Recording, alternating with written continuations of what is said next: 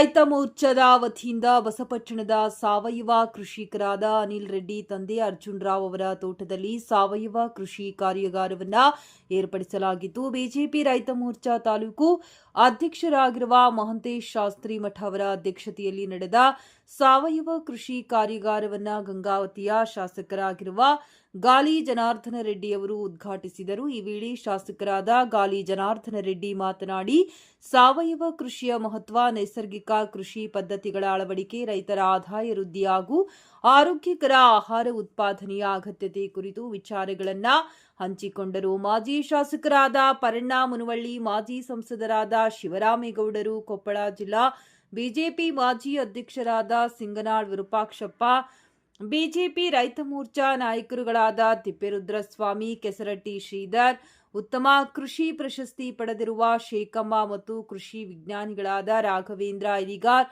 ಹಾಗೂ ಟಿಎಪಿಸಿಎಂಎಸ್ನ ಅಧ್ಯಕ್ಷರಾಗಿರುವ ಚೆನ್ನಪ್ಪ ಮಳಿಗೆ, ವಕೀಲರು, ಬಿಜೆಪಿ ರೈತ ಮೋರ್ಚಾ ಜಿಲ್ಲಾಧ್ಯಕ್ಷ ಅಶೋಕ್ ಗುಳದಳ್ಳಿ, ಮಹಿಳಾ ಮೋರ್ಚಾ ಅಧ್ಯಕ್ಷರಾದ ರತ್ನಕುಮಾರಿ, ಗ್ರಾಮೀಣ ಮಂಡಲ ಮಹಿಳಾ ಮೋರ್ಚಾ ಅಧ್ಯಕ್ಷರಾದ ಮಾಲಾ ನಾಗರಾಜ್, ನಗರ ಮಹಿಳಾ ಮೋರ್ಚಾ ಅಧ್ಯಕ್ಷರಾದ ಭಾರತಿ ಅಗಲೂರು, ಮುಖಂಡರಾದ ಮನೋಹರ್ ಗೌಡ, ಹೆರೂರು, ಯಮನೂರು, ಚೌಡ್ಕಿ, ಚನ್ನವೀರಗೌಡ್ರು, ವೆಂಕಟೇಶ್ ಜಬ್ಬಲಗುಡ್ಡ, ಚನ್ನಪ್ಪ ಮಳಗಿ, ಮಂಜುನಾಥ್ ಗೋಂದಿ, ಮಲ್ಲಿಕಾರ್ಜುನ್ ಸ್ವಾಮಿ, ಗಂಗಾಧರ್ ಸ್ವಾಮಿ, ಆನಂದ್ ಗೌಡ, ಪ್ರಸಾದ್, ಶರಣು ನಾಯಕ್, ರಮೇಶ್ ಹೊಸಮಲಿ, ಕಾಳಿಂಗ, ಬಸವಂತ ಪಾಟೀಲ್ ಸೇರಿದಂತೆ ಅನೇಕ ಮುಖಂಡರು, ರೈತರು ಮತ್ತು ಕಾರ್ಯಕರ್ತರು ಉಪಸ್ಥಿತರಿದ್ದರು.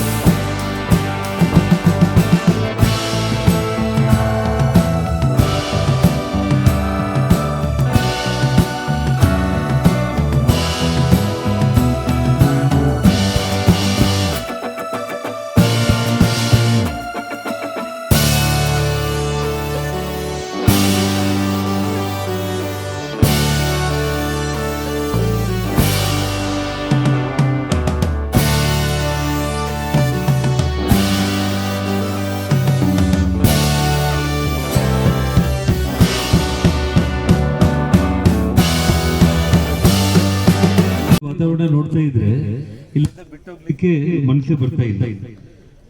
ಆದ್ರೆ ಇವತ್ತು ಗಂಗಾವತಿಯಲ್ಲಿ ನಾವು ಅನ್ಕೊಂಡಿದ್ದ ಕಾರ್ಯಕ್ರಮಗಳು ಇನ್ನೂ ಸ್ವಲ್ಪ ಹೆಚ್ಚಾಗಿ ಸಮಯ ತಗೊಂಡಿದ್ದ ಕಾರಣ ಇಲ್ಲಿ ತಡವಾಗಿ ಬರಬೇಕಾಯ್ತು. ಜೊತೆಗೆ ಕೊಪ್ಪಳದಲ್ಲಿ ಒಂದು ಪ್ರೆಸ್ ಮೀಟ್ ಮಾಡೋದಿತ್ತು, ಪತ್ರಕರ್ತರ ಸಮಾವೇಶ. 12 ವರ್ಷ ನಮ್ಮ ಸನ್ಮಾನ್ಯ ಪ್ರಧಾನಮಂತ್ರಿಗಳಾದ ನರೇಂದ್ರ ಮೋದಿಜಿಯವರ ಸಾಧನೆಗಳ ಬಗ್ಗೆ ಇಡೀ ಕರ್ನಾಟಕದಲ್ಲಿ ಎಲ್ಲ ಜಿಲ್ಲೆಗಳಲ್ಲಿ ಮಾಡ್ತಾ ಇದ್ದಾರೆ. ನನಗೆ ಕೊಪ್ಪಳ ಜಿಲ್ಲಾ ಕೊಟ್ಟಿದ್ದಾರೆ. ಕಳೆದ 2 ದಿನ ಹಿಂದೆನೆ ಮಾಡಬೇಕಾಯಿತು, ಆದ್ರೆ ಇವತ್ತು ಪ್ರತಿಕ್ಷಣ ವರ್ಗ ಇದ್ದಿದ್ದ ಕಾರಣ ಇವತ್ತು ನಾನು ಇಟ್ಕೊಂಡಿದ್ದೆ. 1 ಗಂಟೆಗೆ ಅಂತ ಹೇಳಿದೆ, ಇವತ್ತು ಮತ್ತೆ 2 ಗಂಟೆಗೆ ಪೋಸ್ಟ್ಪೋನ್ ಮಾಡಿದ್ದೆ. ಮತ್ತೆ ಲೇಟ್ ಆದ್ರೆ ಅವ್ರು ಇನ್ನೂ ಜಾಸ್ತಿ ಜಗಳನ್ನು ಮಾಡ್ತಾರೆ ನನ್ನ ಜೊತೆಯಲ್ಲಿ. ಹಾಗಾಗಿ ತಾವೆಲ್ಲರೂ ಕೂಡ ಕ್ಷಮಿಸಬೇಕು. ಕೆಲವೊಂದು ವಿಷಯಗಳನ್ನ ನಿಮ್ ಜೊತೆ ಪ್ರಸ್ತಾಪ ಮಾಡಿ ನಾನು ಇಲ್ಲಿಂದ ತೆರಳಬೇಕಾಗುತ್ತೆ. ಒಂದು ವಿಶೇಷವಾಗಿ ಹೇಳ್ಬೇಕು ಅಂದ್ರೆ, ನಾವು ಹುಡ್ತಾ ಶ್ರೀಮಂತರು ಅಲ್ಲ, ಒಂದು ಒಕ್ಕಲ್ತನ ಕುಟುಂಬದಿಂದಾನೇ ಹುಟ್ಟು ಬಂದಿರುವಂತವ್ರು. ಆದ್ರೆ ತಂದೆ ಒಬ್ಬ ಸಾಮಾನ್ಯ ಪೊಲೀಸ್ ಕಾನ್ಸ್ಟೇಬಲ್ ಆಗಿದ್ದು, ಅವರು ರಿಟೈರ್ಡ್ ಆದ್ಮೇಲೆ ಕೂಡ ನಾವು 3 ಅಣ್ಣ ತಮ್ಮಂದರಿಗೆ ಯಾರಿಗೂ ಜಾಬ್ ಇದ್ದಿಲ್ಲ, ಯಾರಿಗೂ ಕೆಲಸ ಇದ್ದಿಲ್ಲ, ಎಲ್ಲರೂ ಓದ್ತಾ ಇದ್ವಿ ನಾವು.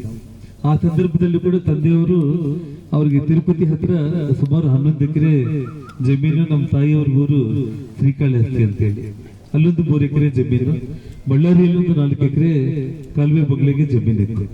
ಅವರು ಪೊಲೀಸ್ ಆಗಿ ರಿಟೈರ್ಡ್ ಆದ್ಮೇಲೆ ಕೂಡ ಒಕ್ಕಲ್ತನವನ್ನ ಮಾಡಿ ಭತ್ತ ಬೆಳೆಸೋದ್ರ ಮೂಲಕ, ನೆನಗಡ್ಲೆ ಬೆಳೆಸೋದ್ರ ಮೂಲಕ, ಜೊತೆಯಲ್ಲಿ ಮನೆಯಲ್ಲಿ 2 ಎಮ್ಮೆಗಳನ್ನ ಇಟ್ಟು ಹಾಲು ತೆಗೆಯೋದ್ರ ಮೂಲಕ, ಅದನ್ನ ಮಾರೋದ್ರ ಮೂಲಕ ನಮ್ಮ ಇಡೀ ಕುಟುಂಬನ ನಮ್ಮ ತಂದೆನೆ ಒಬ್ಬ ರೈತರಾಗಿ ಸಾಕಿದ್ರು. ಅವರು ಪೊಲೀಸ್ ಆಗಿ ರಿಟೈರ್ಡ್ ಆದ್ಮೇಲೆ ಅದನ್ನ ತಮ್ಮೆಲ್ಲರನ್ನ ನೋಡಿದಾಗ ತಂದೆಯನ್ನ ನೆನೆಸ್ಕೊಳ್ಳುವಂತ ಸಂದರ್ಭನೂ ನನಗೆ ಇವತ್ತಾಗಿದೆ. ಹಾಗಾಗಿ ಇವತ್ತು ಆ ಸಾವಯವ ಕೃಷಿ ಬಗ್ಗೆ ಅಧಿಕಾರಿಗಳು ತುಂಬಾ ಅಚ್ಚುಕಟ್ಟಾಗಿ ಬಹಳ ಅದ್ಭುತವಾಗಿ ಹೇಳಿದ್ದಾರೆ. ಇದ್ರ ಬಗ್ಗೆ ಒಂದೇ ಒಂದು ನಾವು ಗಮನಿಸಬೇಕಾಗಿರುವಂತ ವಿಷಯ ಏನಂತಂದ್ರೆ, ಹೆಚ್ಚಿನ ಬೆಳೆ ಸಲುವಾಗಿ ನಾವೇನು ಅಭ್ಯಾಸ ಆಗ್ಬಿಟ್ಟಿದೆ, ಆ ಯೂರಿಯಾ ಬೇಕು ಅದು ಇದು ಅಂತ ಹೇಳ್ಬಿಟ್ಟು ಇವತ್ತು ನಮಗೆ ಬಹಳಷ್ಟು ಮಂದಿ ರೈತರು, ಇವತ್ತು ತಾವಿಲ್ಲಿ ಬಂದಿರುವಂತವ್ರು ಎಲ್ರಿಗೂ ಕೂಡ ನಿಮಗೆಲ್ಲ ಮಾಹಿತಿ ಇದೆ. ಈ ಒಂದು ಸಾವಯವ ಕೃಷಿಯಿಂದ ಬರುವಂತ ದಿನಗಳಲ್ಲಿ ಇವತ್ತಿಂದನೇ ನಾವು ಪ್ರಾರಂಭ ಮಾಡಿದ್ರೆ ನಮ್ಮ ಮುಂದಿನ ಪೀಳಿಗೆ ಕೂಡ ಅದಕ್ಕೆ ಅವರು ಅಡಿಕ್ಟ್ ಆಗಿ ಬರುವಂತ ದಿನಗಳಲ್ಲಿ ನಮ್ಮ ಆರೋಗ್ಯ ಮತ್ತು ನಮ್ಮ ನೆಲದ ಆರೋಗ್ಯ ಚೆನ್ನಾಗಿದ್ರೇನೆ ನಾವೆಲ್ಲರೂ ಬದುಕಲಿಕ್ಕೆ ಸಾಧ್ಯ. ಹಾಗಾಗಿ ಅವರು ಅಧಿಕಾರಿಗಳು ಹೇಳಿರುವಂತ ಎಲ್ಲ ವಿಷಯಗಳನ್ನ ತಾವು ಗಮನದಲ್ಲಿ ಇಟ್ಕೊಂಡು, ವಿಶೇಷವಾಗಿ ಸನ್ಮಾನ್ಯ ಯಡಿಯೂರಪ್ಪನವರು ಮುಖ್ಯಮಂತ್ರಿಗಳಾಗುವಂತ ಸಂದರ್ಭದಲ್ಲಿ ನಾನು ಅವ್ರ ಜೊತೆಯಲ್ಲಿ ಕುರುಡುಮಲೈ ಅಂತ ಹೇಳಿ ಕೋಲಾರ ಜಿಲ್ಲೆಯ ಗಣಪತಿ ದೇವಸ್ಥಾನಕ್ಕೆ ನಾವು ಹೋಗುವಂತ ಸಂದರ್ಭದಲ್ಲಿ ಅಶ್ಮತ್ ಅವರು ಆಡಿರುವಂತ ಈ ರೈತ ಗೀತೆಯನ್ನ ನಾನು ಕಾರಲ್ಲಿ ಹಾಕಿದ್ದೆ. ಅದನ್ನ 2-3 ಬಾರಿ ಪದೇ ಹಾಕಿ ಕೇಳಿದ್ರು. ಅವರು ಕೇಳಿ ಅಧಿಕಾರಕ್ಕೆ ಬಂದ ತಕ್ಷಣ ರೈತನ ಹೆಸರಲ್ಲೇ ಪ್ರಮಾಣ ವಚನ ಮಾಡಬೇಕು, ವಿಶೇಷ ಕೃಷಿ ಬಜೆಟ್ ಅನ್ನ ನಾವು ಪ್ರತ್ಯೇಕ ಬಜೆಟ್ ಅನ್ನ ತಗೊಂಡು ಬರಬೇಕು, ಜೊತೆಯಲ್ಲಿ ರೈತ ಗೀತೆಯನ್ನ ನಾಡುಗೀತೆ ಜೊತೆಯಲ್ಲೇ ಆಡಿಸ್ಬೇಕು ಅಂತ ಹೇಳಿ ಅವತ್ತೇನು ಅವರು ಭಗವಂತನ ಮುಂದೆ ಸಂಕಲ್ಪ ಮಾಡಿದ್ರು, ಮುಖ್ಯಮಂತ್ರಿಗಳಾದ್ಮೇಲೆ ಕೂಡ ಅದನ್ನ ಅವರು ಇಂಪ್ಲಿಮೆಂಟ್ ಮಾಡಿದ್ರು ಯಡಿಯೂರಪ್ಪನವರು. ಹಾಗಾಗಿ ಬರುವಂತ ದಿನಗಳಲ್ಲಿ ಈ ರಾಜ್ಯ ಸರ್ಕಾರ ಯಾವ ಮಟ್ಟಕ್ಕೆ ರೈತರಿಗೆ ಏನ್ ಮಾಡ್ತಾ ಇದೆ ಅನ್ನೋದನ್ನ ನಿಮಗೆಲ್ಲ ಗೊತ್ತಿದೆ. ನಾನೇನು ಅದ್ರ ಬಗ್ಗೆ ಈ ಸಂದರ್ಭದಲ್ಲಿ ವಿಮರ್ಶೆ ಮಾಡೋ ಅವಶ್ಯಕತೆ ಇಲ್ಲ. ಇನ್ನ 1.5 ವರ್ಷ ಕಾಲ ಇದೆ. ಭಗವಂತನ ಆಶೀರ್ವಾದದಿಂದ, ತಮ್ಮೆಲ್ಲರ ಆಶೀರ್ವಾದದಿಂದ ಮುಂದೆ ಮತ್ತೆ ಬಿಜೆಪಿ ಪಕ್ಷಕ್ಕೆ ಅಧಿಕಾರ ಬಂದ ನಂತರ ರೈತರಿಗೆ ವಿಶೇಷವಾದ ಒಂದು ಪ್ರಾಮುಖ್ಯತೆ ಕೊಡೋ ದಿವಸ ಬಂದೇ ಬರುತ್ತೆ. ಜೂನ್ 30 ತನಕ ಇದು ಎಲ್ಲಾ ಜಿಲ್ಲಾದ್ಯಂತ, ಇಡೀ ದೇಶಾದ್ಯಂತ ಒಂದು ನಡೀತಕ್ಕಂಥ ಕಾರ್ಯಕ್ರಮ. ಅದಕ್ಕೆ ನಮ್ಮ ಕೃಷಿ ವಿಜ್ಞಾನ ಕೇಂದ್ರದವರು ಭಾಗಿಯಾಗಿದ್ದಾರೆ. ಅದರ ಜೊತೆಗೆ ಏನಪ್ಪಾ ಅಂತಂದ್ರೆ ಬಿಜೆಪಿಯ ಕಿಸಾನ್ ಮೋರ್ಚಾ ಒಂದು ಸಹಿತ ಇದಕ್ಕೆ ಸಾಥ್ ಕೊಟ್ಟಿದೆ. ಅದ್ರ ಜೊತೆಗೆ ಎಲ್ಲಿ ಕಾರ್ಯಕ್ರಮಗಳು 5ರಿಂದ 20ನೇ ತಾರೀಕು ತನಕ ಈ ಕಿಸಾನ್ ಮೋರ್ಚಾ ಕಾರ್ಯಕ್ರಮ ಮಾಡ್ತಿದೆ, ಅಲ್ಲಿ ನಮ್ಮ ಕೃಷಿ ವಿಜ್ಞಾನ ಕೇಂದ್ರ ಅವ್ರ ಜೊತೆಗೆ ಜಾಯ್ನ್ ಆಗಿ ರೈತರಿಗೆ ಏನಪ್ಪಾ ಅಂತಂದ್ರೆ ಈಗ ಸಾವಯವ ಕೃಷಿ ಕಾರ್ಯಾಗಾರ ಅಂತ ಇದೆ, ಅಂದ್ರೆ ರಾಸಾಯನಿಕಗಳನ್ನ ಬಳಸೋದು ಕಡಿಮೆ ಮಾಡೋದ್ರ ಬಗ್ಗೆ ನಾವು ಅವರಿಗೆ ಅರಿವು ಮೂಡಿಸ್ತಕ್ಕಂಥ ಕಾರ್ಯಕ್ರಮವನ್ನ ನಾವು ಕಳೆದ 15 ದಿವಸಗಳಿಂದ ಪ್ರತಿದಿನ 2 ಹಳ್ಳಿಗಳಲ್ಲಿ ನಾವು ಮಾಡ್ತಾ ಇದ್ದೇವೆ. ನಿಮಗೆಲ್ಲ ಗೊತ್ತಿರಬಹುದು, ಈಗ ಸಾರಜನಕದ ಕೊರತೆ ಇದೆ. ಯಾಕಂತಂದ್ರೆ ಈಗ ಬೇರೆ ಬೇರೆ ದೇಶಗಳ ಯುದ್ಧ ನಡೀತಾ ಇರೋದ್ರಿಂದ ಕಚ್ಚಾ ಪದಾರ್ಥಗಳು ಬೇರೆ ಬೇರೆ ಕಡೆಯಿಂದ ಬರ್ತಾ ಇರೋದ್ರಿಂದ ನಮ್ಗೆ ಏನಪ್ಪಾ ಅಂತಂದ್ರೆ ಸಾರಜನಕ ಆಯ್ತು, DAP ಆಯ್ತು ಕೊರತೆ ಇದೆ. ಮತ್ತೆ ಇವತ್ತು ಏನಪ್ಪಾ ಅಂತಂದ್ರೆ ಅದನ್ನ ಕೊರತೆ ಇಲ್ಲ ಅಂದ್ರೂ ಬಳಕೆ ಕಡಿಮೆ ಮಾಡ್ಬೇಕಾಗಿದೆ. ಯಾಕೆ ಕಡಿಮೆ ಮಾಡ್ಬೇಕಾಗಿದೆ ಅಂತಂದ್ರೆ ನಮಗೇನಪ್ಪಾ ಅಂತಂದ್ರೆ ಗ್ರೀನ್ ರೆವಲ್ಯೂಷನ್ ಅಂದ್ರೆ ಹಸಿರು ಕ್ರಾಂತಿ ಆಯ್ತು. 1960-70 ಒಳಗಡೆ ಹಸಿರು ಕ್ರಾಂತಿ ಆಯ್ತು. ಅವಾಗೆಲ್ಲ ಹೈಬ್ರಿಡ್ಸು, ನಮಗೆ ಫರ್ಟಿಲೈಸರು, ಕೀಟನಾಶಕಗಳು ಬಂದವು. ಅವಾಗ ನಮ್ಮ ಪ್ರೊಡಕ್ಟಿವಿಟಿ ಏನಾಯ್ತು, ಜಾಸ್ತಿ ಆಯ್ತು. ನಮಗೆ 1950-51 ಒಳಗಡೆ ಅಂತಂದ್ರೆ 80 ಮಿಲಿಯನ್ ಟನ್ ಅಷ್ಟೇ ಆಹಾರ ಪದಾರ್ಥ ಇತ್ತು. ಇವತ್ತು ನಮಗೆ 376 ಮಿಲಿಯನ್ ಮೆಟ್ರಿಕ್ ಟನ್ ಅಷ್ಟು ಆಹಾರ ಪದಾರ್ಥ ಇದೆ. ಮುಂದಿನ ದಿವಸಗಳಲ್ಲಿ ಏನಪ್ಪಾ ಅಂತಂದ್ರೆ ನಮಗೆ 400ರಿಂದ 521 ಮಿಲಿಯನ್ ಮೆಟ್ರಿಕ್ ಟನ್ ಅಷ್ಟು ಆಹಾರ ಬೇಕಾಗಬಹುದು. ಅದರಿಂದ ಏನಪ್ಪಾ ಅಂತಂದ್ರೆ ನಮಗೆ ಮುಖ್ಯವಾಗಿ ಪ್ರಾಬ್ಲಮ್ ಏನಾಗ್ತದೆ ಅಂದ್ರೆ ನೀರು ಮತ್ತು ಭೂಮಿಯ ಒಂದು ಫಲವತ್ತತೆ, ಇವೆರಡು ನಮಗೆ ಮುಂದಿನ ದಿವಸಗಳಲ್ಲಿ ಕಾಡ್ತಕ್ಕಂಥ ವಿಷಯಗಳು. ಯಾಕಂತಂದ್ರೆ ನಮ್ಮ ಜನಸಂಖ್ಯೆ ಏನಾಯ್ತು ಅಂತಂದ್ರೆ ಆಲ್ರೆಡಿ ಜಗತ್ತಿನಲ್ಲಿ ನಂಬರ್ 1 ನಾವು ಜನಸಂಖ್ಯೆಯಲ್ಲಿ ಆಗಿದ್ದೇವೆ. ಆದ್ರಿಂದ ನಮಗೆ 500 ಮಿಲಿಯನ್ ಮೆಟ್ರಿಕ್ ಟನ್ ಅಷ್ಟು ಆಹಾರ, ಅಂದ್ರೆ ಇದಕ್ಕಿಂತ ಈಗ ಏನೈತಲ್ಲ ಅದ್ರ ಡಬಲ್ ಆಹಾರ ಬೇಕಾಗ್ತದೆ. ಕೃಷಿ ಭೂಮಿನೂ ಕಡಿಮೆ ಆಗ್ತದೆ. ನಿಮಗೆಲ್ಲ ಗೊತ್ತಿರಬಹುದು, ಕೇಂದ್ರ ಸರ್ಕಾರ ಏನಪ್ಪಾ ಅಂತಂದ್ರೆ ಪ್ರತಿ ವರ್ಷ 1.70 ಲಕ್ಷ ಕೋಟಿಯಷ್ಟು ಸಬ್ಸಿಡಿಯನ್ನ ಏನಪ್ಪಾ ಅಂತಂದ್ರೆ ರಾಸಾಯನಿಕ ಏನಂತಂದ್ರೆ ಫರ್ಟಿಲೈಸರ್ಗೆ ಇಡ್ತಾರೆ. ಅದರೊಳಗೆ ಏನಪ್ಪಾ ಅಂತಂದ್ರೆ 1.19 ಲಕ್ಷ ಕೋಟಿಯಷ್ಟು ಏನಪ್ಪಾ ಅಂತಂದ್ರೆ ಬರೀ ಯೂರಿಯಾ ರಸಗೊಬ್ಬರಕ್ಕೆ ಮಾತ್ರ ಹೋಗ್ತದೆ.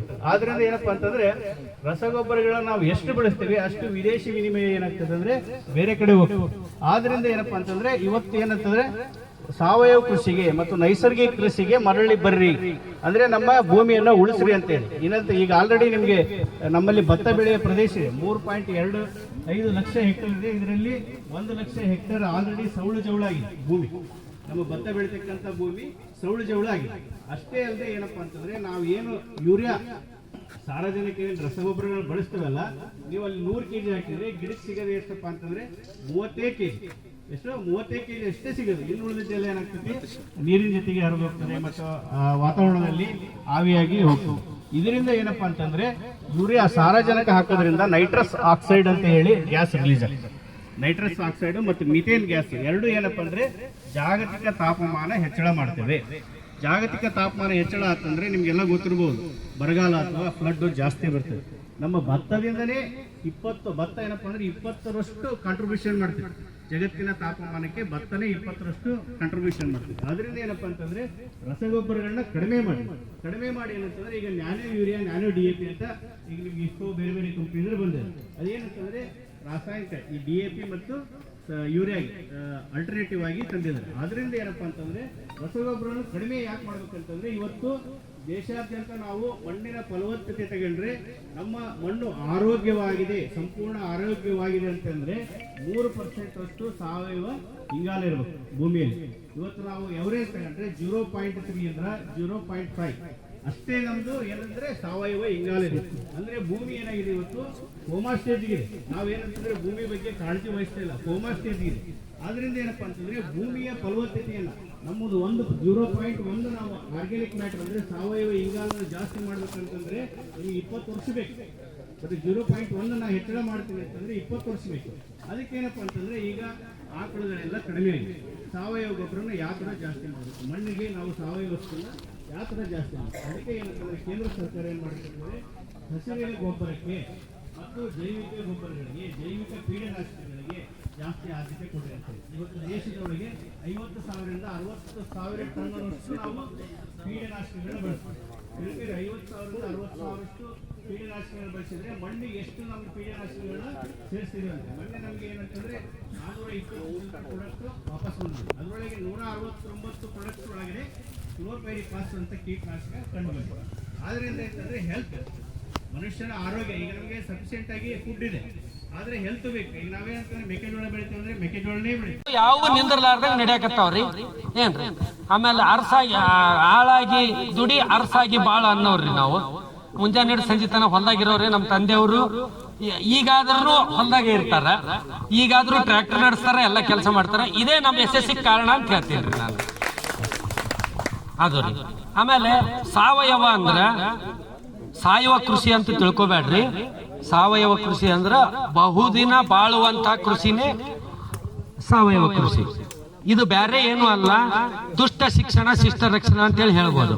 ಯಾಕಂದ್ರ ಇದ್ರೊಳಗೆ ಬಳಸುವಂತ ಏನು ನಾವು ಔಷಧಿಗಳಿರ್ತಾವ, ಬೇವಿನ ಎಣ್ಣೆ ಅಥವಾ ಗಿಡಮೂಲಿಕೆಗಳ ಕೀಟನಾಶಕಗಳು, ಆಮೇಲೆ ಬಯೋ ಏಜೆಂಟ್ಸ್ ಅಂತಾರ, ಅಂದ್ರೆ ಈ ಜೈವಿಕ ಕೀಟನಾಶಕಗಳು, ಪೀಡನಾಶಕಗಳು ಹಾಗೂ ಗೊಬ್ಬರಗಳು. ಇವೆಲ್ಲ ಏನಂದ್ರೆ ನಮಗೆ ಬೇಕಾಗಿರುವಂತ ಹುಳಗಳನ್ನು ಉಳಿಸಿ ನಮಗೆ ಬೇಡಾಗಿರುವಂತ ಶತ್ರು ಕೀಟಗಳನ್ನ ನಾಶಪಡಿಸುವುದೇ ಇದರ ಮೇನ್ ಉದ್ದೇಶ. ಅಂದ್ರೆ ಇದರ ಹಿಡಿದು ಏನಾಗ್ತೈತೆ ಅಂದ್ರೆ ನಮಗ ಇವತ್ತು ಔಷಧ ಹೊಡೆದ ದಿನ ನಮ್ಗೆ ಎಷ್ಟು ತ್ರಾಸ ಅನುಭವಿಸಿದ್ವಿ. ಇವತ್ತು ಯಾವುದೇ ಒಂದು ರೋಗ ಬಿದ್ದೈತಿ, ಕೀಟ ಬಿದ್ದೈತಿ ಅಂದ್ರೆ ಒಟ್ಟು ಟೆನ್ಷನ್ ಇಲ್ರಿ, ಆರಾಮಾಗಿ ಎಣ್ಣೆ ಹೊಡಿತೀವ್ರಿ. ಒಂದಿನ 2 ದಿನ ಲೇಟ್ ಆಗಿ ಹೊಡೆದ್ರು ಚಿಂತಿಲ್ಲ, ಕಂಟ್ರೋಲಿಗೆ ತಾನೇ ಬರಾಕತ್ತೈತ್ರಿ. ಯಾಕಂದ್ರೆ ಈಗ ಆ ನೈಸರ್ಗಿಕವಾಗಿರುವಂತ ಪರೋಪಕಾರಿ ಪರಾವಲಂಬಿ ಜೀವಿಗಳು ಅವನ್ ತಿಂದು ನಾಶ ಮಾಡಕತ್ತಾವ್ರಿ. ಹಕ್ಕಿಗಳು ಮೊದಲನೇ ಮೊದಲನೇದು ನಮ್ಮ ಮಿತ್ರ ಅಂತ ಹೇಳ್ಬೋದ್ರಿ. ಯಾಕಂದ್ರೆ ಇಲ್ಲಿರುವಂತ ಹಕ್ಕಿಗಳೆಲ್ಲ ಮೊದಲು ಕೀಟಗಳನ್ನ ಆರಿಸ್ಕೊಂಡು ತಿನ್ನೋದ್ರಿಂದ ಅರ್ಧ ನಮ್ಮ ಕೀಟಗಳು ನಾಶ ಆಗಕತ್ತಾವ್ರಿ. ಈಗ ಇರುವಂತ ನೀವು ಸುತ್ತ ನೋಡಿರ್ಬೋದು, ಎಷ್ಟೋ ಬೇವಿನ ಮರಗಳು ಎಲ್ಲ ಉಳಿಸಿವ್ರಿ.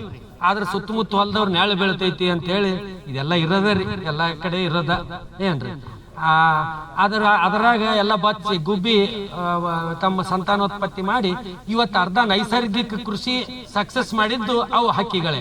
ಈ ಹಿಂದಕ್ಕೆ ಚೈನಾ ಒಳಗ ಎಲ್ಲ ಹಕ್ಕಿಗಳನ್ನ ಸಾಯಿ ಹೊಡಿರಿ ಅಂತ ಅಂದಾಗ ಅವ್ರು ಹೊರದೇಶ ಹಿಡಿದ ಹಕ್ಕಿಗಳನ್ನ ತಂದು ಮತ್ತೆ ಸಾಕಿ ಅವನ್ನೆಲ್ಲ ಕಂಟ್ರೋಲ್ ಮಾಡುವಂತ ಸ್ಥಿತಿಗೆ ಬಂದಿತ್ರಿ.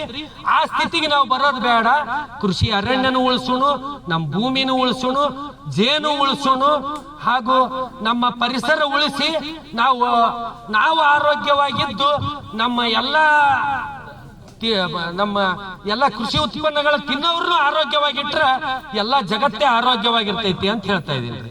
ಆಮೇಲೆ ನಾನು ಮೂಲತಃ ಇಲ್ಲಿ ಈ 22 ಎಕರೆ ತೋಟದೊಳಗ 35 ವೆರೈಟಿ ಮಾವಿನ ಹಣ್ಣು ಅದಾವ್ರಿ. ಮಿಯಾಜಾಕಿ ಅದು ಐತ್ರಿ. ಆಮೇಲೆ ಅತಿ ಹೆಚ್ಚು ಇದು ನಮ್ಗೆ ಆದಾಯ ಕೊಡುವಂತ ಗಿಡ ಅಂದ್ರೆ ಕೊಬ್ಬರಿ ಮಾವು, ಆಮೇಲೆ ಮತ್ತೆ ಜೇನು ಕೃಷಿ, ಎರೆಹುಳು ಘಟಕ, ಜೀವಸಾರ ಘಟಕ, ಆಮೇಲೆ ಹೈನುಗಾರಿಕೆ. ಮತ್ತ ಇಲ್ಲಿ ಇನ್ನೊಂದೇನಂದ್ರೆ ಇದು ಒಂದು ನವಿಲು ಧಾಮ ಅಂತೇಳಿ ಹೇಳ್ಬೋದು. ನೀವು ಇವತ್ತು ಬಹಳ ಮಂದಿ ಇದ್ದೀರಿ ಅಂತ ನವಿಲು ಕಾಣೋವಲ್ವು, ಇಲ್ಲಾಂದ್ರೆ 100 ನವಿಲು ಇರ್ತಾವ್ರಿ ಇಲ್ಲೆಲ್ಲ. ಮೊದ್ಲಿಗೆ 2 ನವಿಲು ನಮ್ಮ ಫಾರೆಸ್ಟ್ ಡಿಪಾರ್ಟ್ಮೆಂಟ್ ಅವ್ರು ಅವು ಏನೋ ಗಾಯಗೊಂಡಿದ್ವು ಅಂತೇಳಿ ಬಿಟ್ಟು ಹೋಗಿದ್ರು. ಅವು ಇವತ್ತು 100 ಆಗ್ಯಾವ್ರಿ. ಆಮೇಲೆ ಇಲ್ಲಿಂದ 100 ವಲಸೆ ಹೋಗಾಕತ್ತಾವ, 100 ಇಲ್ಲಿ ಉಳ್ಕೊಳಕತ್ತಾವ. ಅಂದ್ರೆ ಸುತ್ತಮುತ್ತ ಎಲ್ಲ ಕಡೆನೂ ವಲಸೆ ಹೋಗ್ಯಾವ್ರಿ. ಈಗ 100 ಗಟ್ಲೆ ವಲಸೆ ಹೋಗಾಕತ್ತಾವ. ಇಲ್ಲಿ ಯಾರು ಅವಕ್ಕೆ ಯಾವುದೇ ಪ್ರಾಣಿಗೆ ಹಾನಿ ಮಾಡಂಗಿಲ್ರಿ. ನಾವು ಹಾವು ಸಹಿತಕ್ಕೆ ಬಡಂಗಿಲ್ಲ, ಚೋಳ ಸಹಿತಕ್ಕೆ ಬಡಂಗಿಲ್ಲ. ಒಂದೆಳಕ ಯಾರ ಆಳ್ ಬಡಿತಿದ್ರ ಅಂದ್ರೂ ಬಡಿಬೇಡ್ರಪ್ಪ, ಹೊರಗೆ ಬಿಡ್ರಿ ಅಂತ ಹೇಳ್ತೀರಿ ಎಲ್ಲ. ಏನ್ರಿ ಇದು ನಾವು ಎಷ್ಟು ಔತರ್ಗುದ ಪ್ರೀತಿಯಿಂದ ಇರ್ತೀವೋ ಅಷ್ಟು ನಮ್ಮನ್ನ ನೈಸರ್ಗಿಕವಾಗಿ ಕಾಪಾಡ್ತಾವ್ರಿ ಅವ್ರು. ಅಂದ್ರೆ ಒಂದ್ರ ಮೇಲೆ ಒಂದು ಅವಲಂಬಿತವಾಗಿರ್ತಾವಲ್ರಿ, ಎಕೋಸಿಸ್ಟಮ್ ಅಂತಾರಲ್ಲ, ಆ ಪದ್ಧತಿ ಇಲ್ಲೇ ಐತ್ರಿ. ಆಮೇಲೆ ಇಲ್ಲೆಲ್ಲ ಜೀವಾಮೃತ, ಆಮೇಲೆ ಇದು ಪಂಚಗವ್ಯ ಇಂಥವೆಲ್ಲ ಉತ್ಪಾದನೆ ಮಾಡ್ಕೊಂತೀವ್ರಿ ನಾವು. ನಮ್ಮಲ್ಲಿರುವಂತ ಹಸುಗಳ 6 ಎಮ್ಮೆ, 1 ದೇಶಿ ಹಸು, ಇವೆಲ್ಲ ಅದಾವ್ರಿ. ಆಮೇಲೆ ನಮ್ಮಲ್ಲಿ ವಿಶೇಷತೆ ಏನಂದ್ರೆ ಇಷ್ಟೆತ್ತರ ಗಿಡ ಅದಾವ. ಇವಕ್ಕೆಲ್ಲ ಹೆಂಗ ನೀವು ಹರಿತೀರಿ ಅಂದ್ರೆ ಅಲ್ಲೊಂದು ಕ್ರೇನ್ ಇತ್ತು ದಾರ್ಯಾಗ ಬರೋ ಮುಂದೆ, ಟ್ರ್ಯಾಕ್ಟರ್ಗೆ ಅಳವಡಿಸಿದಂತ ಕ್ರೇನ್. ಅದು ನಾವೇ ತಯಾರು ಮಾಡಿಸಿದ್ರಿ. ಅದು ನಮ್ದೇ ಇನ್ನೋವೇಶನ್ ಅದು. ಏನ್ರಿ ಇದು ಬಂದಾಗ ಯಾವುದು ನಮ್ಮ ಕೊರೋನಾ ಬಂದ ಟೈಮ್ನಾಗ ಅವಾಗ ಲೇಬರ್ ಯಾವ ಹೊಸ ಲೇಬರ್ ಕರ್ಕೊಂಡ್ರೆ ಮ್ಯಾಗಿಂದ ಹೆಂಗ್ ಬೇಕಂಗೆ ಕೆಡವಿ ಇದು ಮಾಡಿದ್ರಿ. ಅವಾಗ ಬಹಳಷ್ಟು ಲಾಸ್ ಆಗಿತ್ತು. ಅವಾಗ ವಿಚಾರ ಮಾಡಿ ಅದನ್ನ ಮಾಡಿಸಿದ್ರಿ. ಆಮೇಲೆ ಇವತ್ತು ನಾವು ಪ್ರತಿಯೊಂದು ಕಾಯಿಗೂ ಕವರ್ ಹಾಕ್ತಿವ್ರಿ. ಕವರ್ ಹಾಕಿ ಎಕ್ಸ್ಪೋರ್ಟ್ ಕ್ವಾಲಿಟಿ ಹಣ್ಣನ್ನು ಉತ್ಪಾದನೆ ಮಾಡ್ತೀವ್ರಿ. ಆ ಎಕ್ಸ್ಪೋರ್ಟ್ ಕ್ವಾಲಿಟಿ ಹಣ್ಣನ್ನ ನಾವು ಇಲ್ಲೇ ನಮ್ಮ ಸುತ್ತಮುತ್ತಲ ಇದ್ದವ್ರೆ ತಿನ್ಲಿ ಅನ್ನುವಂತ ಉದ್ದೇಶ ನೀಡಿದ ಅದನ್ನ ಉತ್ಪಾದನೆ ಮಾಡಾಕತ್ತೀವಿ. ಯಾವ್ದಕ್ರಿ ವಿಲೇಜ್ದವ್ರೆ ತಿನ್ಬೇಕೇನ್ರಿ? ಒಳ್ಳೆ ಹಣ್ಣು ನಮ್ಮವ್ರು ತಿನ್ಬಾರ್ದೇನ್ರಿ? ಆ ತರ ಒಂದ್ ಸ್ವಲ್ಪ ಹೆಚ್ಚಿನ ಇದು ಕೊಟ್ಟು ಆರೋಗ್ಯಕರವಾದ ಹಣ್ಣು ತಿಂದು ಆರೋಗ್ಯವನ್ನು ಉಳಿಸ್ಕೊಳ್ಳೋರು ಅದನ್ನ ತಗೋಬಹುದು. ಆಮೇಲೆ ಇಲ್ಲಿ ಕವರ್ ಹಾಕಲಾರ್ದ ಹಣ್ಣು ಸಿಗ್ತಾವ, ಅದು ಕಡಿಮೆ ಬೆಲೆ ಒಳಗೆ ಸಿಗ್ತಾವ. ಆಮೇಲೆ 10 ರೂಪಾಯಿ ಹಿಡಿದು ವ್ಯಾಪಾರ 150-200 ರೂಪಾಯಿ ಕೆಜಿ ತನೂ ನಮ್ದು ವ್ಯಾಪಾರ ನಡೆದೈತ್ರಿ ಇಲ್ಲಿ. ಅಂದ್ರೆ ಎಕ್ಸ್ಪೋರ್ಟ್ ಕ್ವಾಲಿಟಿ ಹಣ್ಣು ಬೇರೆ, ಇದು ಬೇರೆ. ಆಮೇಲೆ ಎಕ್ಸ್ಪೋರ್ಟ್ ಕ್ವಾಲಿಟಿ ಒಳಗೆ ದೊಡ್ಡ ಸೈಜ್, ಸಣ್ಣ ಸೈಜ್, ಅವಕ್ಕೆಲ್ಲ ಬೇರೆ ಬೇರೆ ಗ್ರೇಡಿಂಗ್ ಮಾಡಿ ಅದ್ರ ತಕ್ಕಂಗ ಅದಕ್ಕೆ ನಿರ್ಧಾರ ಮಾಡ್ಕೊಂಡು. ಆಮೇಲೆ ಇಲ್ಲಿ ಯಾರು ನನ್ನ ಮೇಲೆ ದಬ್ಬಾಳಿಕೆ ಮಾಡೋರು ಯಾರು ಇಲ್ರಿ ಇಲ್ಲಿ. ಯಾಕಂದ್ರೆ ಮಾರುಕಟ್ಟೆನೆ ನನ್ನ ಹತ್ರ ಬಂದೈತಿ. ಏನ್ರಿ ನಾನು ಇವತ್ತು ಎಲ್ಲ ನಮ್ಮ ಸುತ್ತಮುತ್ತ ರಾಜ್ಯಗಳಿಗೆ ನಾನು ಇಲ್ಲಿಂದ ಕಳಿಸ್ತೀನಿ. ಅದು ಹೋಲ್ಸೇಲ್ ಅಲ್ರಿ. ಯಾರು ಗ್ರಾಹಕರು ಕೇಳ್ತಾರ ಅವ್ರಿಗೆ 5 ಕೆಜಿ ಹಿಡಿದು 20 ಕೆಜಿ ವರೆಗೂ ಕಳಿಸ್ತೀನಿ. ಒಬ್ಬೊಬ್ರು ಕ್ವಿಂಟಾಲು ತಗೊಳ್ಳೋರ್ದಾರ ಬಿಡ್ರಿ. ನಮ್ಮ ನೆರೆ ರಾಜ್ಯದ ಮಹಾರಾಷ್ಟ್ರಕ್ಕ ಕಳಿಸುವಂತ ಹಣ್ಣು ಯಾವ್ದು ಅಂದ್ರೆ ನೀವೇ ಗಾಬರಿ ಆಗ್ತೀರಿ. ಆಪೂಸು ಅಲ್ಲೇ ಬೆಳೆಯುವಂತ ಹಣ್ಣು ಅಲ್ಲಿಗೆ ಕಳಿಸ್ತೀನಿ. ಆಮೇಲೆ ನಮ್ಮ ಆಂಧ್ರದೊಳಗೆ ಬೆಳೆಯುವಂತ ಹಣ್ಣು ಬಂಗನಪಲ್ಲಿ, ಬೇನಿಷ, ಮತ್ತೆ ಚಿನ್ನ ರಸಾಲು, ಪೆದ್ದ ರಸಾಲು, ಚೆರುಕು ರಸಾಲು ಅಲ್ಲಿಗೆ, ಅದು ವಿಜಯವಾಡಕ್ಕೆ ಕಳಿಸ್ತೀನಿ. ಅದು ಹುಟ್ಟಿದಂತ ಸ್ಥಳಕ್ಕೆ ಕಳಿಸ್ತೀನಿ. ಇವತ್ತು ನಾನು ಹೆಮ್ಮೆ ನೀಡಿದ್ ಹೇಳ್ಕೊಳಿಕತ್ತೀನಿ ಅಂದ್ರೆ ನಂದು ಹೆಮ್ಮೆ ಅಂತ ತಿಳ್ಕೊಳ್ದೇನಿಲ್ರಿ. ಇವತ್ತು ಮಾಡಿರುವಂತ ಭ್ರಷ್ಟತನದಿಂದ್ರಿ ಇವ್ರು ಯಾರೋ ತೋಟ ಹಿಡಿದು ಅದಕ್ಕೆ ವಿಷ ಬೆರೆಸಿ ಕೊಡಾಕತ್ತಾರ. ಅದರ ಸಲುವಾಗಿ ನನ್ನ ಹಣ್ಣು ಅಲ್ಲಿಗೆ ಹೊಂಟೈತ್ರಿ. ನೀವು ಅದನ್ನ ಮಾಡ್ರಿ, ನೀವು ಯಶಸ್ವಿ ಆಗ್ತೀರಿ ಅಂತ ಹೇಳಕತ್ತೀನಿ. ಅದು ರೀ. ಆಮೇಲೆ ನಾನು ಸುತ್ತಮುತ್ತ ರಾಜ್ಯಗಳಿಗೆಲ್ಲ ಕಳ್ಸಾಕತ್ತೀನಿ. ಖರೆ ನಮ್ಮ ಕರ್ನಾಟಕದೊಳಗೆ ಕಳ್ಸೋದು ಆಗೋವಲ್ದು. ಅದಕ್ಕೆ ನಮ್ಮ MLA ಅವ್ರಿಗೆ ಒಂದು ಮನವಿ ಮಾಡಿದಿರಿ.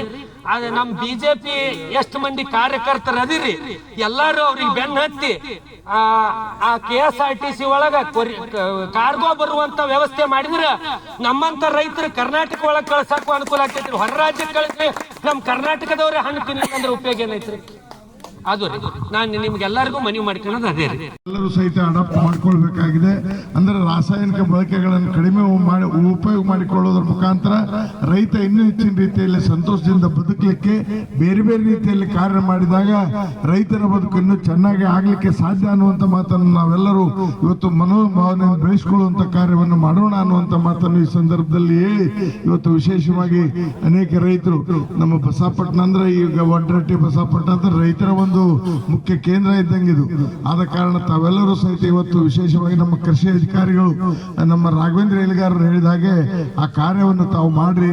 ಜೊತೆಗೆ ಇವತ್ತಿನ ದಿನಗಳಲ್ಲಿ ನೋಡ್ತಾ ಇದ್ದೇವೆ ಸನ್ಮಾನ್ಯ ಯಡಿಯೂರಪ್ಪನವರು ಈ ರೈತ ಗೀತೆಯನ್ನ ಜೊತೆಗೆ ರಾಷ್ಟ್ರಗೀತೆ ಜೊತೆಗೆ ರೈತ ಗೀತೆಯನ್ನ ನಾಡಗೀತೆ ಜೊತೆಗೆ ರೈತ ಗೀತೆ ನಾಡುವಂತ ಕೆಲಸ ಮಾಡಿದವರು ಸನ್ಮಾನ್ಯ ಯಡಿಯೂರಪ್ಪನವರು ಅನ್ನುವಂತ ಮಾತನ್ನು ಈ ಸಂದರ್ಭ ಮಾಡಿಕೊಳ್ಳೋದ್ರ ಜೊತೆಗೆ ಸನ್ಮಾನ್ಯ ಯಡಿಯೂರಪ್ಪನವರು ಅಂದ್ರೆ ರೈತರ ಪರವಾಗಿ ಮೊದಲ ಬಜೆಟ್ ಮಂಡಿಸಿದವರು ಸನ್ಮಾನ್ಯ ಯಡಿಯೂರಪ್ಪನವರು ಅನ್ನುವಂತ ಮಾತನ್ನು ತಿಳಿದುಕೊಳ್ಬೇಕಾಗಿದೆ. ಆದ ಕಾರಣ ಎಲ್ಲ ತಾವು ಕಾರ್ಯ ಮಾಡ್ರಿ. ಜೊತೆಗೆ ರೈತ ಚೆನ್ನಾಗಿದ್ರೆ ಮಾತ್ರ ಈ ದೇಶ ಚೆನ್ನಾಗಿರ್ಲಿಕ್ಕೆ ಸಾಧ್ಯ ಅನ್ನುವಂತ ಮಾತನ್ನು ಈ ಸಂದರ್ಭದಲ್ಲಿ ಹೇಳೋದ್ರ ಜೊತೆಗೆ ಕೃಷಿಕ, ಸೈನಿಕ ಮತ್ತು ಶಿಕ್ಷಕ ಈ ದೇಶದ ದೊಡ್ಡ ಶಕ್ತಿ ಅಂದ್ರೆ ಕೃಷಿಕ ಅನ್ನುವಂತ ಮಾತನ್ನು ಸಹಿತ ನಾವು ತಿಳಿದುಕೊಳ್ಬೇಕಾಗಿದೆ.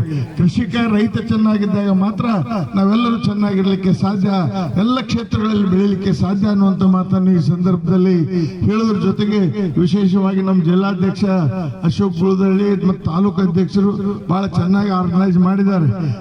ಆದರೂ ಸಹಿತ ಅವರ ಒಂದು ಪ್ರಯತ್ನದ ಫಲವಾಗಿ ಇವತ್ತಿಷ್ಟು ರೈತರು ಕೂಡೋದ್ರ ಜೊತೆಗೆ ಸಾವಯವ ಕೃಷಿಗಳನ್ನು ಬೆಳೆಸುವಂತ ಒಂದು ಕಾರ್ಯವನ್ನು ತಾವು ಮಾಡಬೇಕನ್ನುವಂತ ಮಾತನ್ನು ಈ ಸಂದರ್ಭದಲ್ಲಿ ಹೇಳಿ, ವಿಶೇಷವಾಗಿ ನಮ್ಮನ್ನು ಕರೆಸಿ ಏನು ವಿಶೇಷವಾಗಿ ನೀವು ತೋರಿಸಿದಂತ ಒಂದು ಅಭಿಮಾನಕ್ಕೆ ಧನ್ಯವಾದಗಳನ್ನು ಹೇಳಿ ವಿಶೇಷವಾಗಿ ಎಲ್ಲರಿಗೂ ಮತ್ತೊಮ್ಮೆ ಅಭಿನಂದನೆಗಳು ಸಲ್ಲಿಸಿ ನನ್ನ ಎರಡು ಮಾತು ಮುಗಿಸ್ತಾ ಇದ್ದೇನೆ. ಜೈ ಹಿಂದ್ ಜೈ.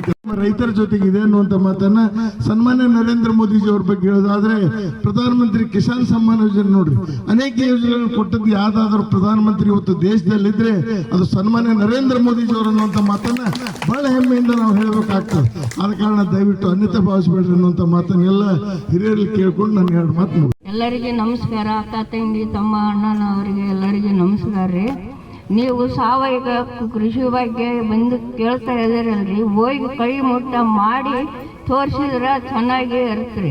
ನಾವು ಧಾರವಾಡ ಕೆವಿಕ ಕೇಂದ್ರ ಎಲ್ಲ ಕಡೆನೂ ಹೋಗಿ ಬಂದೇವ್ರಿ. ಇವರು ಕೆವಿ ಕೇಂದ್ರದವರು ಸರ್ ಬಂದಾರಲ್ರಿ, ಎಲ್ಲ ಚೆನ್ನಾಗಿ ಒಂದು ಒಳಗದಾಗ ಅಲ್ಲೆಲ್ಲ ಬಂದು ತಿಳಿಸಿ ಹೇಳಿಕೊಡ್ರಿ. ಈಗ ತಿಳಿಸಿ ಹೇಳಿಕೊಡ್ತಾರೆ ಅವರು. ನಮ್ಮ ಹೊಲದಲ್ಲಿ ಬಂದು ಎಲ್ಲ ಚೆನ್ನಾಗಿ ಹಿಂಗೆ ಮಾಡ್ರಿ ಹಿಂಗಿಲ್ಲ ಜ್ಯೋತಿ ಮೇಡಮ್ನವರು ಇವ್ರು ಕೆವಿ ಕೇಂದ್ರದವರು ಬಂದು ಎಲ್ಲ ಹೇಳಿ ಬರ್ತಾರಲ್ರಿ.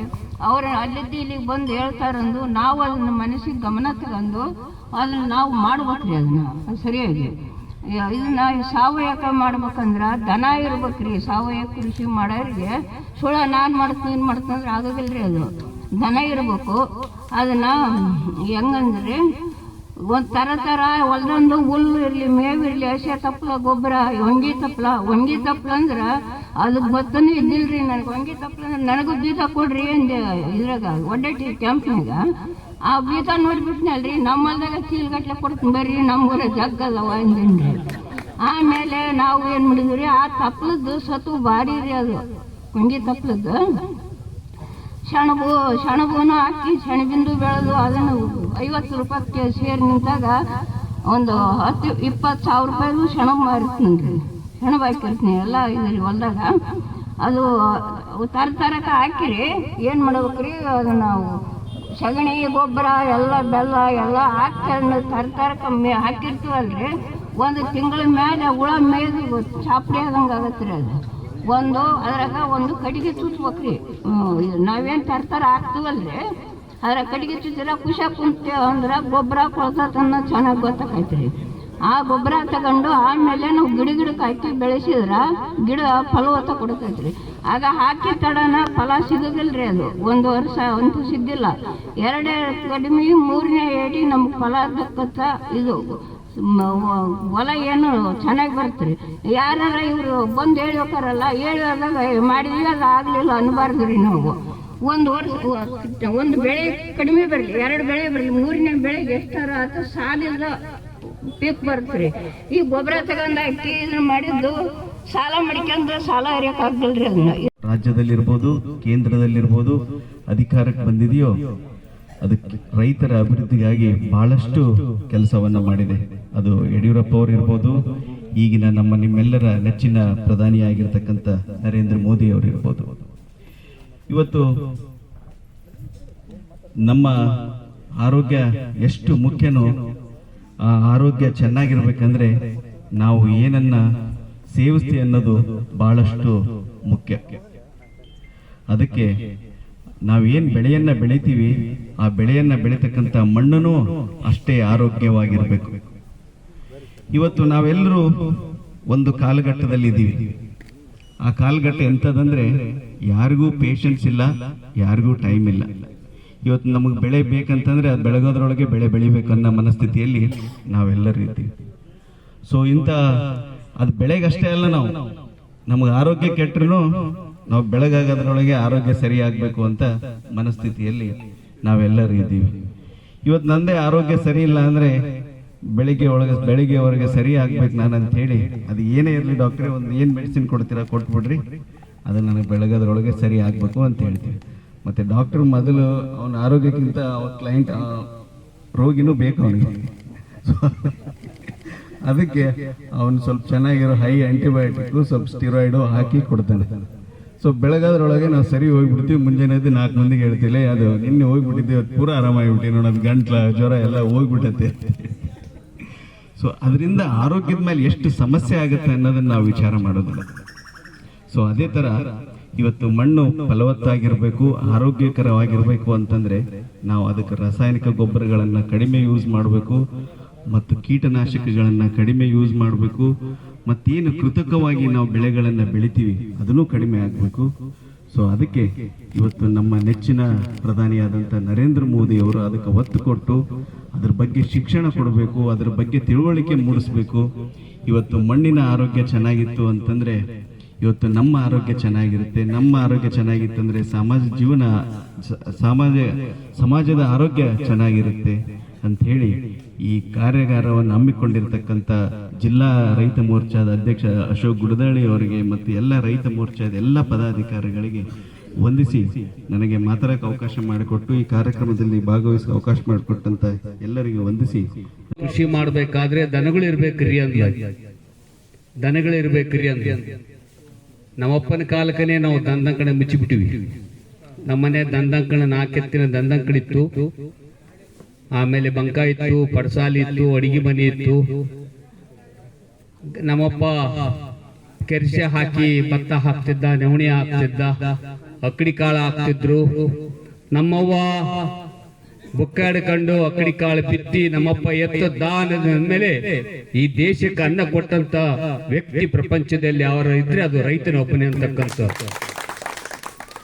ಇಂಥ ಒಂದು ದೇಶದಲ್ಲಿ ಹುಟ್ಟಿರ್ತಕ್ಕಂಥ ನಾವು ಇವತ್ತು ದನಗಳ ಪರಿಸ್ಥಿತಿ ಏನಾಗಿದೆ ಪ್ರಾಕ್ಟಿಕಲಿ ಅಂದ್ರೆ ದನಗಳ ಹೋಗಿ ಫ್ಯಾನ್ ಹಾಕಿ ನಾವು ಅದನ್ನ ಬೆಡ್ರೂಮ್ ಮಾಡ್ಕೊಂಡಿದ್ದೀವಿ.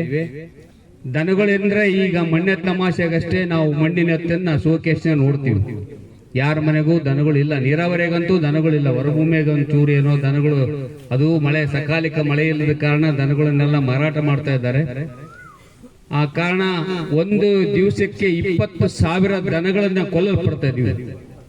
ಪಿಟ್ಸಾ ಹಟ್ಸು, ಮ್ಯಾಕ್ಡೊನಾಲ್ಡ್ ಅಂತ ವಿದೇಶಿ ಮಾಂಸಾಹಾರಿ ಕಂಪನಿಗಳು ಹೈದರಾಬಾದ್ನಲ್ಲಿ ಶ್ರೀರಾಮನಗರದಿಂದ ಕೊಪ್ಪಳದ ತಾಲೂಕಿನಿಂದ ದನಗಳು ಮಾರಾಟ ಮಾಡಿ ಒಂದು ದಿನಕ್ಕೆ 20,000 ದನಗಳನ್ನ ಕೊಂದು ನಮಗೆ ತಿಪ್ಪಿ ಇಲ್ಲ ಅಂದ್ರೆ ಗೊಬ್ಬರ ಇಲ್ಲ ಅಂದ್ರೆ ಒಕ್ಕಲ್ತನ ಇಲ್ಲ, ಒಕ್ಕಲ್ತನ ಹೋಗಿ ಅಕ್ಕಲ್ತನಕ್ಕೆ ನಿಂತ್ಕೊಂಡ್ಬಿಟ್ಟಿವಿ ನಾವು. ಇವತ್ತು ಸಾವಯವ ಕೃಷಿ ಬಿಟ್ಟು ನಾವು 17 15 ಯೂರಿಯಾ DAP ಮೇಲೆ ಅವಲಂಬನಾಗಿ ನಾವು ಇವತ್ತು ಕೃಷಿಯನ್ನ ಸಂಪೂರ್ಣವಾಗಿ ಕಳ್ಕೊಂಡಿದ್ದೀವಿ. ನಮ್ಮ ದೇಶದ ಒಕ್ಕಲತನದೊಳಗ ವಿದೇಶಿ ಒಕ್ಕಲ್ತನ ಎಂಟ್ರಿ ಆಗಿ ನಾವು ಸ್ವಾಭಿಮಾನ ಒಕ್ಕಲತನವನ್ನ ಸಂಪೂರ್ಣವಾಗಿ ಕಳ್ಕೊಂಡಿದ್ದೀವಿ.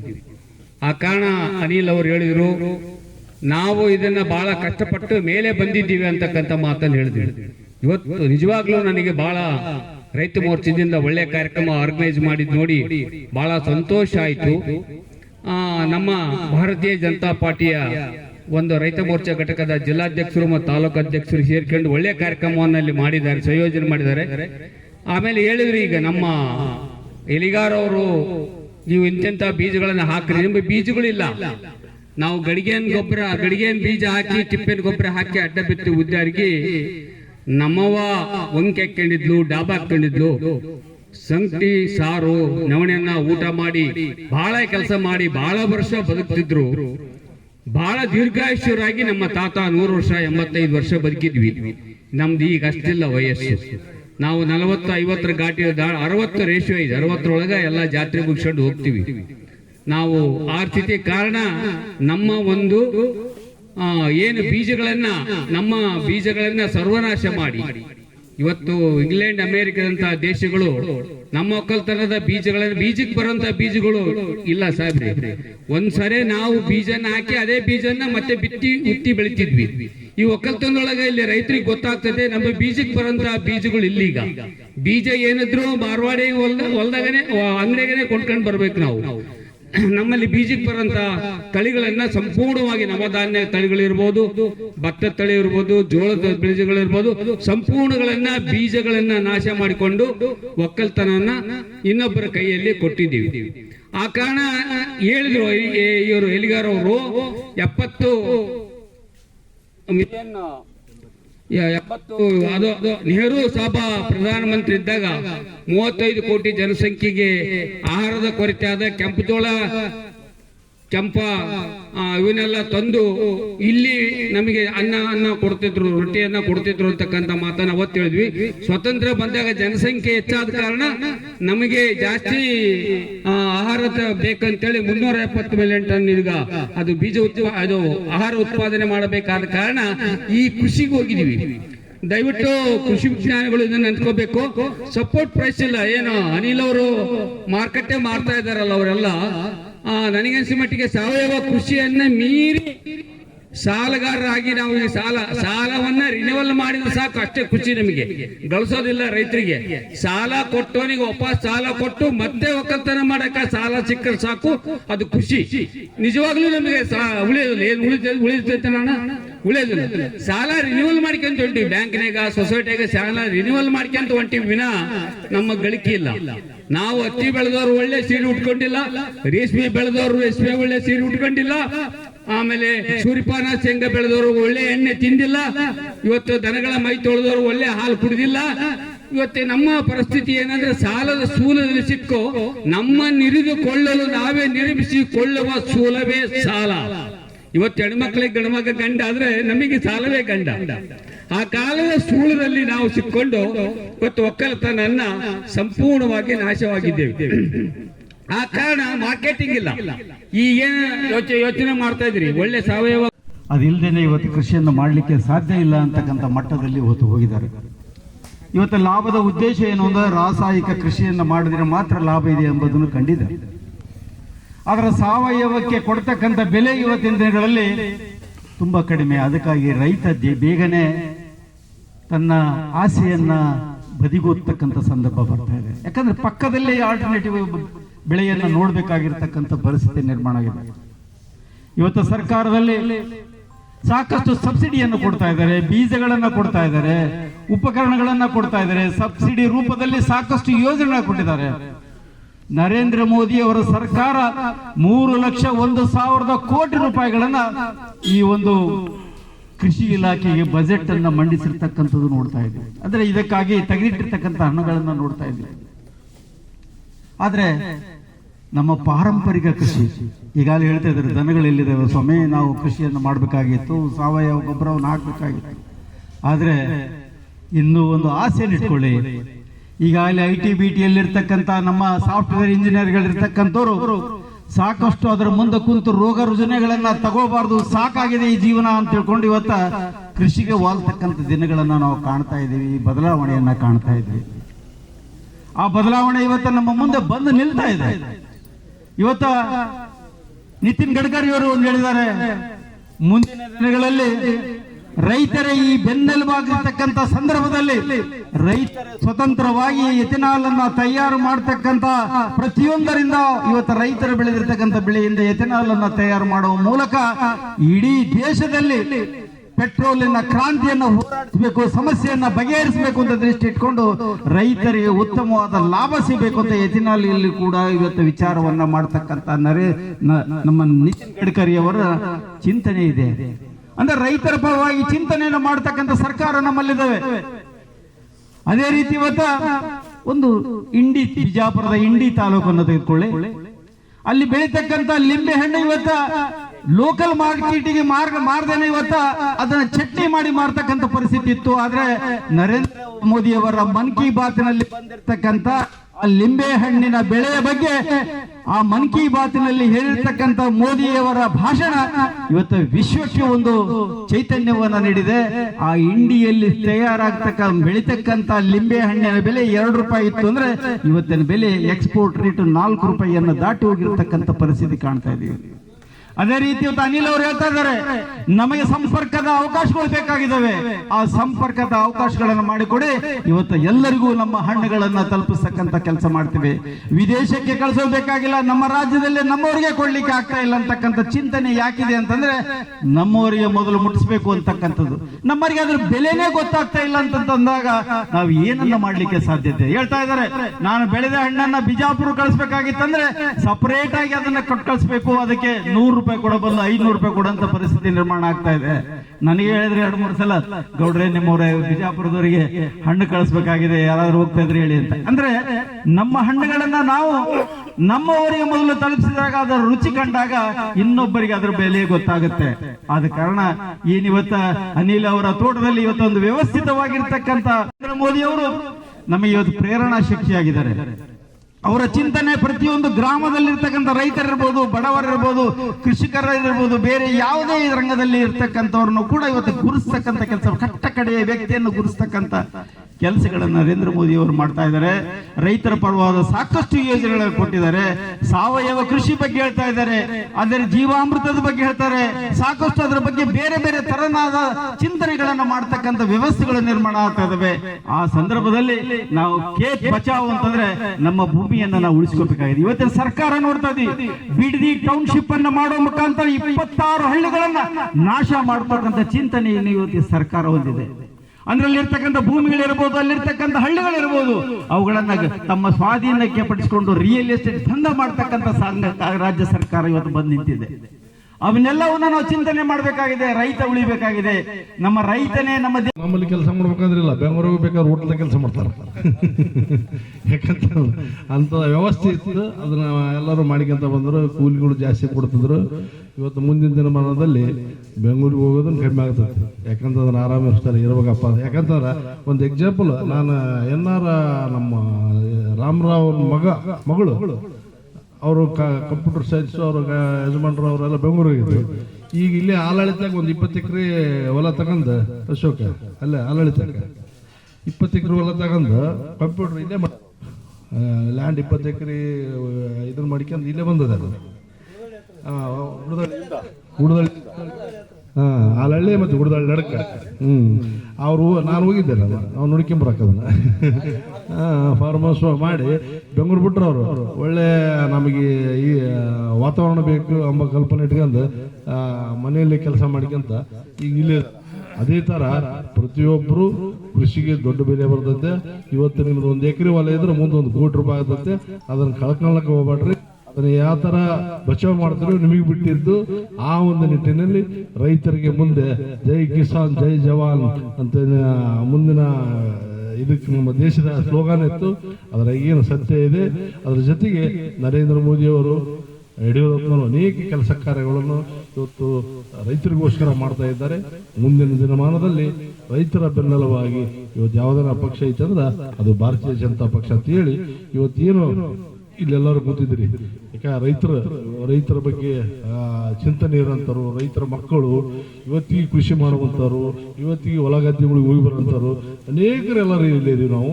ಆ ಒಂದು ನಿಟ್ಟಿನಲ್ಲಿ ಅದಕ್ಕೆ ಯಾವತ್ತಿಗೆ ಬೆಲೆ ಇರ್ತದೆ, ಅದಕ್ಕೆ ಯಾವತ್ತಿಗೆ ಪ್ರಮುಖ ಸ್ಥಾನ ಇರ್ತದೆ ಅಂತೇಳಿ ಈ ಒಂದು ಸಂದರ್ಭದಲ್ಲಿ ಅಚ್ಚುಕಟ್ಟಾಗಿ ಒಂದು ಕಾರ್ಯಕ್ರಮ ಮಾಡಿದಂಥ ಜಿಲ್ಲಾಧ್ಯಕ್ಷರಿಗೂ ಮತ್ತು ಜಿಲ್ಲಾದ ತಂಡದವರಿಗೂ ಮತ್ತು ಮಂಡಲದ ತಂಡದವರಿಗೆ ಎಲ್ಲರಿಗೂ ಹೃತ್ಪೂರ್ವಕ ಅಭಿನಂದನೆಗಳನ್ನು ಸಲ್ಲಿಸಿ, ಯಾಕಂತಂದ್ರೆ ನಾವು ಹುಟ್ಟಿದಾಗ, ನಾವು ದೊಡ್ಡವರಾದಾಗ ನಮ್ಮ ಮನೆಯಲ್ಲಿ 100 ದನಗಳಿದ್ದು, ಮಣವಿ ಎಷ್ಟು ಕಮ್ಮಿ ಇಲ್ಲಿಂದ ಹಾಕಿದ್ರೆ 1 ಕಿಲೋಮೀಟರ್ ತನಕ ಮಣವಿ ಆಗ್ತಿದ್ರು.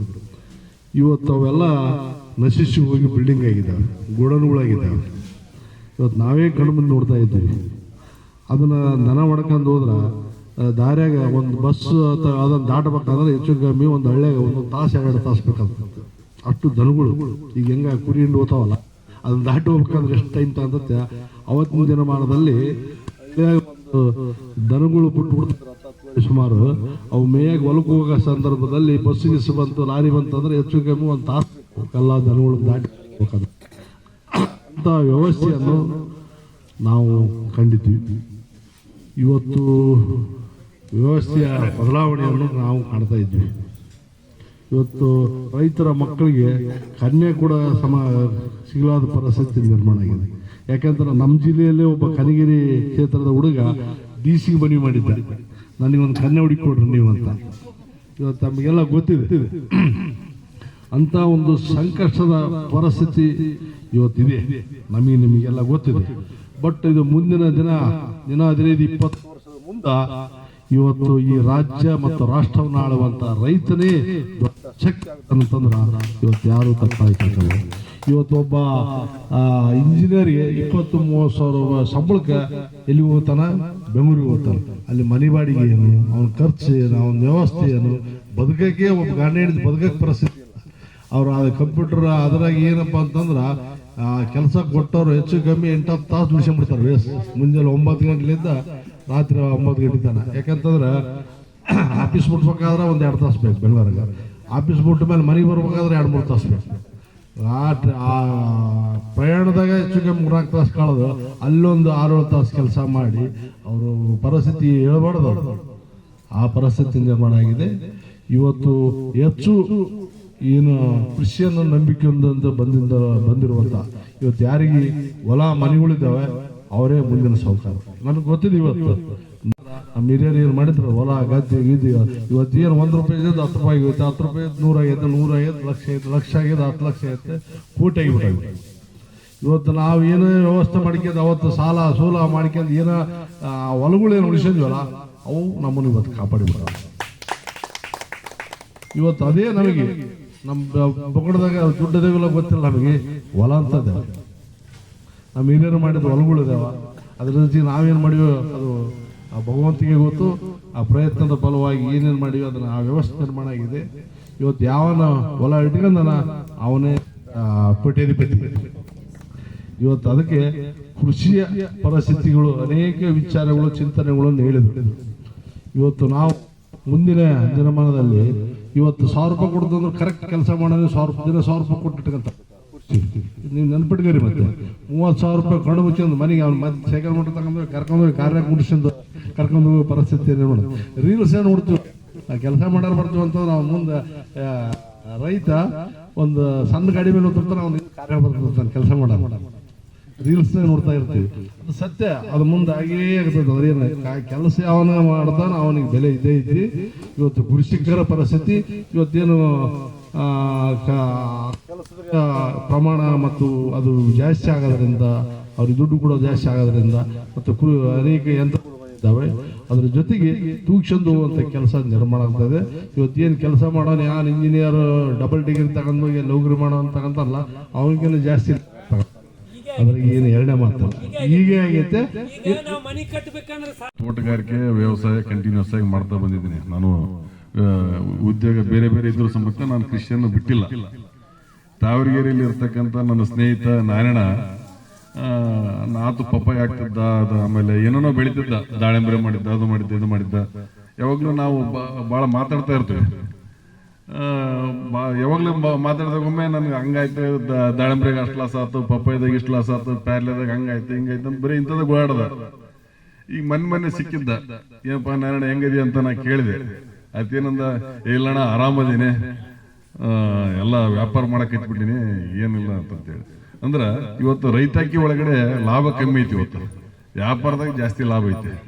ಅಂದ್ರೆ ಇಲ್ಲಿ ನಾವು ಅರ್ಥ ಮಾಡ್ಕೊಬೇಕು, ಇವತ್ತು ಎಲ್ಲ ನಮ್ಮನ್ನ ಎಲ್ಲ ಶೋಷಣೆ ಮಾಡ್ತಕ್ಕಂಥವ್ರು ಯಾರು ಅಂತಂತೇಳಿ. ಇವತ್ತು ನಮ್ಮ ಅನಿಲ್ ಅವರು ನಮ್ಮ ಮಾತಿನಲ್ಲಿ ಬಹಳ ಸರಳವಾಗಿ ಹೇಳಿದರು. ಇವತ್ತು ನಾನು ಆಂಧ್ರ ಪ್ರದೇಶದಲ್ಲಿ ಈ ಒಂದು ಮಾವು ತಳಿಗಳನ್ನ ಏನು ಡೆವಲಪ್ ಮಾಡ್ಯಾರಲ್ಲ, ಅಲ್ಲಿಗೆ ಇಲ್ಲಿದ್ದ ಕಳಿಸ್ತಾರಂತವ್ರು. ಮತ್ತು ಮಹಾರಾಷ್ಟ್ರದಲ್ಲಿ ಆಪೂಸ್ ಏನು ಹೆಚ್ಚಾಗಿ ಬೆಳಿತಾರಲ್ಲ, ಅಲ್ಲಿಗೆ ಆಪೂಸನ್ನು ಎಕ್ಸ್ಪೋರ್ಟ್ ಮಾಡ್ತಾರೆ. ಅಂದ್ರೆ ಇಲ್ಲಿ ನಾವು ಅರ್ಥ ಮಾಡ್ಕೊಳ್ಳೋದು ಏನಂದ್ರೆ, ಅಲ್ಲೆಲ್ಲ ಸಿಕ್ಕಾಪಟ್ಟೆ ಅವ್ರು ಕೆಮಿಕಲ್ ಯೂಸ್ ಮಾಡಕತ್ತಾರ. ಅಲ್ಲಿ ಆಪೂಸ್ ಏನ್ ಬೆಳಿತಾರಲ್ಲ ಮಹಾರಾಷ್ಟ್ರದಲ್ಲಿ, ಅಲ್ಲಿ ಕೆಮಿಕಲ್ ಜಾಸ್ತಿ ಯೂಸ್ ಮಾಡಿ ಜಾಸ್ತಿ ಬೆಳಿಬೇಕಂತೇಳಿ ಕೆಮಿಕಲ್ ಯೂಸ್ ಮಾಡಿದಾಗ ಅವರೇ ಅದು ತಿನ್ನವಲ್ರ, ಅವ್ರು ಇಲ್ಲಿದ್ದ ಇಂಪೋರ್ಟ್ ಮಾಡ್ಕೊಳಕತ್ತಾರ. ಆಂಧ್ರದಾಗ ಏನು ಹೆಚ್ಚೆಚ್ಚು ಬೆಳಿಬೇಕಂತೇಳಿ ಅವರು ಸಹ ಕೆಮಿಕಲ್ ಹಾಕಿ ಅವ್ರು ಅದನ್ನ ಯೂಸ್ ಮಾಡಲ್ರು. ಅವ್ರು ಇಲ್ಲಿ ಇವ್ರ ಅನಿಲ್ ಅವ್ರ ಹಣ್ಣುಗಳನ್ನ ಅವ್ರು ತಗೊಳಕತ್ತಾರ. ಇವತ್ತು ನಮ್ಮದೇ ಅಕ್ಕಿಯನ್ನ ಇವತ್ತು ಬಹಳಷ್ಟು ಸಾರಿ ಪೇಪರ್ದಲ್ಲಿ ನಾವು ಓದಿದೀವಿ. ಇವತ್ತು ಯಾವ್ದೋ ಅಕ್ಕಿ ನಾವು ತಿಂದಿವಪ್ಪ ಅಂದ್ರೆ ಕ್ಯಾನ್ಸರ್ ಬರ್ತಾ, ಹಂಗ್ ಬರ್ತಾ, ಹಿಂಗ್ ಬರ್ತಂತ ಹೇಳಿ.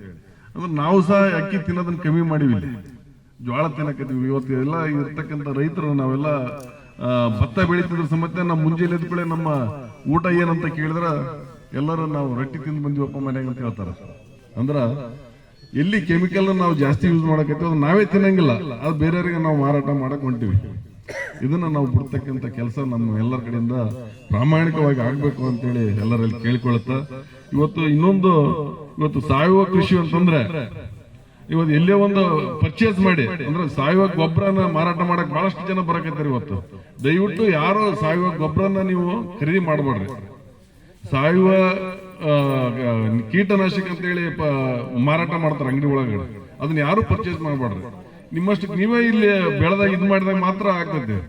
ಮೊನ್ನೆ ಕಂಪ್ನಿ ಒಳಗಡೆ ಕನ್ನೇರಿ ಶ್ರೀಗಳು ಒಂದು ಗೋಶಾಲೆಯನ್ನ ಉದ್ಘಾಟನೆ ಮಾಡಕ್ ಬಂದಿದ್ರು. ಅಲ್ಲಿ ಅವ್ರ ಮಾತನ್ನ ನಾವು ಕೇಳ್ಬೇಕಾದ್ರೆ ಒಂದನ್ನ ನಾನು ಗಮನಿಸಿದ್ದೇನಂತಂದ್ರ, ಅಲ್ಲಿ ಚಿಕ್ಕಮಠ ಅಂತೇಳಿ ಅಲ್ಲ ಚೌಕಿಮಠ ಅಂತೇಳಿ ಸ್ವಾಮಿಗಳು ಅಲ್ಲಿ ಗೋಶಾಲೆಯನ್ನ ಪ್ರಾರಂಭ ಮಾಡಿದ್ರು. ಅವರು ಉದ್ಘಾಟನೆ ಮಾಡಿ ನನಗೆ ಬಹಳ ಖುಷಿ ಆಯ್ತು. ಆದ್ರೆ ಇದನ್ನ ನಾನು ಬಯಸಿದ್ದಿಲ್ಲ ಅಂತ ಒಂದು ಮಾತಂದ್ರು ಅವರು. ನಾವು ದಯವಿಟ್ಟು ಯಾರು ಅದನ್ನ ಮಾಡಬಾರ್ದು.